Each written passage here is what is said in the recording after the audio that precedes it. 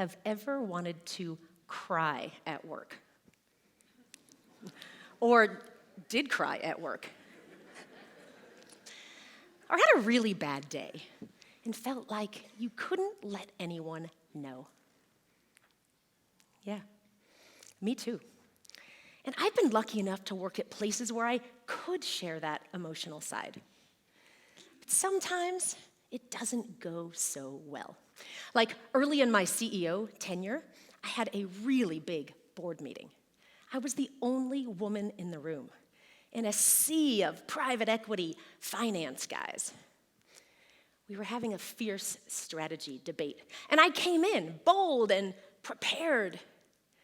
But as the questioning intensified, I was labeled defensive and combative. I felt really beaten down and alone. And that's when it happened. The tears, they started to rise. You all know the feeling. They're right there at the surface, and you can't stop them. I asked for a break. Not because I couldn't handle the pressure, but I knew I couldn't let those tears fall. I didn't think it would fit the expectations they had about how a CEO was supposed to act. And that says a lot, doesn't it? We all know that workplaces don't always work for women, but here's a twist no one talks about. They don't always work for men either. Men tell us they have fantasies at work. No, not that kind.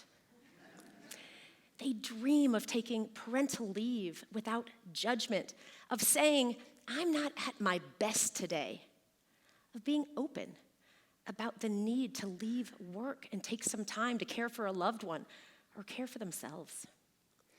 But too often, men stay silent. The risk of being seen as not manly enough is real. Admitting those fantasies might make them look ineffective or disqualify them as a leader. This emotional shutdown of men, it not only limits their humanity, it limits our collective progress. I know we have made progress in the last many years since COVID. We've talked about leading with empathy, reducing barriers and biases, creating cultures of inclusion. We've spent billions of dollars, run thousands of programs. It's important. It's just not generating the breakthrough we need. Why? We're trying to change the workplace without inviting everyone into the conversation. It's like we're stuck on this roundabout with lots of motion, but no clear exit and no roadmap. It's time. It's time to get off the roundabout. And that means helping women and men work together so everyone thrives. We call it gender partnership. I'm the CEO of Catalyst, and this is our mission: to accelerate progress for women by creating workplaces that work for everyone. We were founded in 1962. We were still trying to get women into the workplace. Job postings in the newspaper, they were separated by gender and race. It was still legal to pay women less for the exact same work. And now, we work with the world's most powerful companies to help them make progress. But the numbers, they speak for themselves. Less than 10% of public company CEOs are women. Women make 83 cents for every dollar a man makes, 74 cents if you're a mother, and less if you're a woman of color. Now, the problem is, for too long, the burden of navigating these challenges has been placed solely on women. And men, they've been excluded, blamed, or asked to help from the sidelines. But we know men want to help. Our new Catalyst data shows that 76% of men want their workplaces to fix disadvantages for women. 82% say it is really important for managers to understand gender equity issues. So why don't more men act? 3 reasons: apathy, ignorance, and fear. Let me give you an example. My husband, Chip, has been in the global financial services industry for 30 years. And one day, not so long ago, I asked him, why is it, of all the banks you've worked at, there are no women peers on your teams? And he said, well, there are really qualified women. They tend to be a level or 2 below me. And then he told the story of Priya. Priya is a rising star, and she was up for a promotion. And he said, there's some whispers that she lacks the confidence to get the job. So I said, well, would you consider helping her? Maybe as a mentor or helping others see her strengths, promoting her internally? And he said, quickly, I'm not her boss. I'm not in HR. There's really nothing I can do. That's apathy. It's kind of not my issue, not my problem. But then he went on to say, well, I don't know what I would say or do anyway. I haven't really noticed the challenges that women face in the workplace. And then we talked about the fear. What if he said or did the wrong thing? What if it disrupted the status quo? What if it impacted his own job? I encouraged him to help her anyway, and he did. He helped her navigate the political system. He made sure others saw her excellence. And Priya, she did get promoted, not because of Chip, but it certainly helped that he stepped in as a gender partner. In our leadership programs, we ask women and men to get in touch with what they learned at a young age about what it means to be female or male. The purpose is to make the connection of the gender expectations, the stereotypes you learned, and how you bring those in to the workplace and how they form your assumptions and beliefs. The results, they're sobering. For women, the words that always come up: nurturing, submissive, caregiver, pretty, submissive. And for men, strong, provider, no crying, stoic, angry. And then we ask, what was the punishment for breaking the mold? In other words, if you didn't comply with the gender expectations, what happened? For women, they were called tomboy, ugly, bad mother. And for men, sissy, crybaby, weak. Stunning, right? These gender expectations are so limiting. They hurt all of us at work and in life. But some leaders, some men I know, are breaking the mold. Take Alan Mulally. He's a mentor of mine. He's the former CEO of Boeing and Ford. He always leads with empathy, a complete array of emotion. His emails to me are legendary. I look forward to every one. They are peppered with hearts and exclamation points and emojis and phrases like, I love working together with you. He's one of the greatest leaders in the world. He always leads with his whole self. Or consider Mike Wirth. He's the CEO of Chevron, and he recalls a time in his career earlier where he was the only man in a room full of senior women executives. That never happens. Right? But before he spoke, he remembers his heart racing, his palms were sweaty. He was so self-conscious because he was acutely aware that he was the only. And that's when it hit him. That's what women experience every single day. In that moment, it changed him. He used it to shape policy at Chevron, to ensure equity of opportunity for all, and to become a really vocal gender partner. So what is gender partnership? It's men and women working together across gender to create change, culture change that drives workplace inclusion and fairness for all.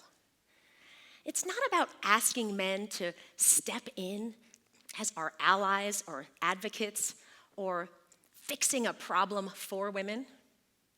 And to be clear, it's never been about fixing women. But it's also not about fixing men. It's about leaning into empathy, active listening, collaborative problem solving, so everyone benefits and we reduce the gender gap. So how do we move forward? At Catalyst, we created the roadmap. It's called the 5 B's to Gender Partnership. It's your exit off the roundabout. Begin with you. Break down what's not working. Build up what's in it for men. Bridge the gender gap and bring humanity to work. First, begin with you. This has to be about self-reflection. Think back to a time where you felt excluded, where you felt like the only, where you were hiding a part of yourself. And now think about the role you want to play in change, like Mike Wirth did. His moment of empathy became his pivot point.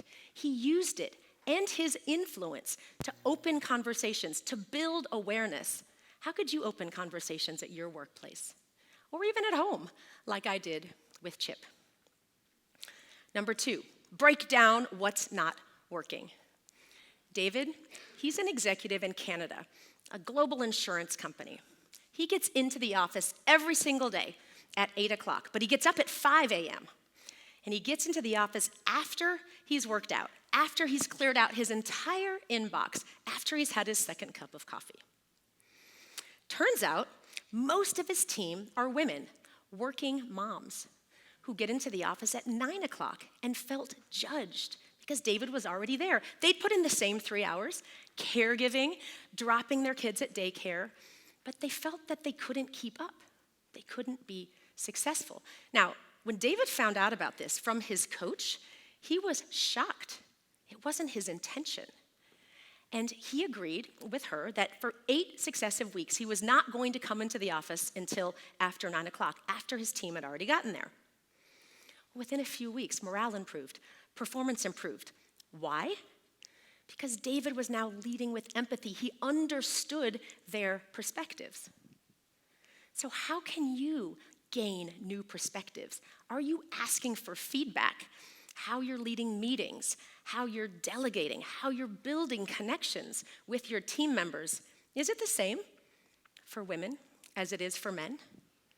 And if not, why not? Number 3, build up what's in it for men. Turns out COVID taught us something. Men actually liked being more involved at home.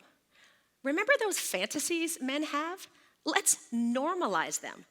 Let's stop pretending like work-life integration is a women's issue. Men like bonding with their kids. Men like flexibility in their schedules. But we have to, again, talk about these things. Let's create open forums where both men and women are talking about how they do it all. Let's put our life work on our calendars. Let's talk about why we're leaving the office to watch a kid's game or concert or train for a marathon. Number 4, bridge the gender gap. This is about intentionally including those who have historically been excluded. Christian, he's a pharma executive in Europe, runs massive business units, and he very specifically designs his leadership team and then expands his leadership table. His goal is to bring in diverse voices. Now, the way he does it is he goes down a level or 2 in his organization, but he also goes across different functions, different geographies, different departments. It not only brings more women to his leadership table, but it also brings a diversity of background, of personality, of perspective. And what happens? Better ideas, better decisions, better outcomes. How can you expand your leadership table? And number 5, bring humanity to work. In our leadership programs, we run an exercise. It's called Walk the Line. You may have experienced it. We ask the leaders, if a statement is true for them, to silently walk across the room and then walk back. Now, these are phrases like, you or your parents were raised in poverty. You practice or are part of a religious community that is not Christian. You or your parents immigrated to the country that you now live in. You are a member of your family or part of the LGBTQ plus community. You or a member of your family has struggled with addiction. But this one statement, it really struck me. You have hidden a part of your identity to fit in or to protect yourself at work. So many people cross the line, men and women from all backgrounds. You see, we don't always know what our colleagues carry. But when we lead with empathy, with partnership, we open more space for truth. And let me leave you with this. Workplaces, they weren't built for women, but they're not working for men either. When we shift from men as allies to women, to all of us as partners to each other, we stop asking who needs fixing, and we start addressing what needs fixing. And we change our workplaces so everyone benefits. The 5 B's, they're your roadmap. They're the exit off this roundabout. And yeah, sometimes that means creating space for men to cry. Not because they're weak, because they're human. And humanity, that's where real leadership lives. Thank you.